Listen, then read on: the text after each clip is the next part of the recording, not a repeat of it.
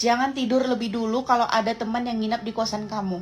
Itu emang bener dan aku akan ceritain pengalaman aku. Sebenarnya nggak masalah sih kalau teman dekat kita. Tapi kalau kalian baru temenan, kalian harus lebih hati-hati. Jadi Senin malam sekitaran jam 10, itu aku baru pulang ke kosan dan kondisinya aku benar-benar capek banget. Tiba-tiba aja temanku nelpon.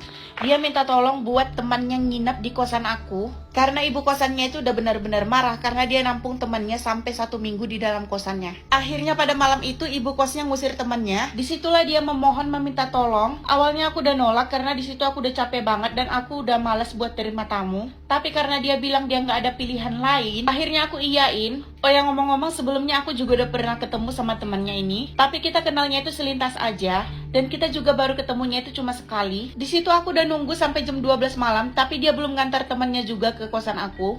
Awalnya aku pikir nggak jadi, ya udah aku tidur aja. Tiba-tiba ada yang ngetuk pintu kamarku dan pas aku buka dia datang sama temannya. Cuma ngantar aja dia langsung pulang. Aku suruh temannya masuk dan bersih-bersih, abis itu langsung tidur. Tapi di jam tengah 1 itu aku ngantuk banget dan aku lihat dia masih main HP, jadi aku tidur duluan. Aku nggak menaruh kecurigaan apapun sama dia karena aku mikirnya dia kan juga udah lama nginep di kosan teman aku. Nah, pas aku ketiduran itu sekitar jam 1 malam, aku kebangun lagi. Pas aku lihat dia udah tidur dan HP-nya udah dimatiin, akhirnya aku matiin lampu. Tapi di sekitar jam 2 malam, tiba-tiba aku kebangun karena aku ngedengar suara krek-krek.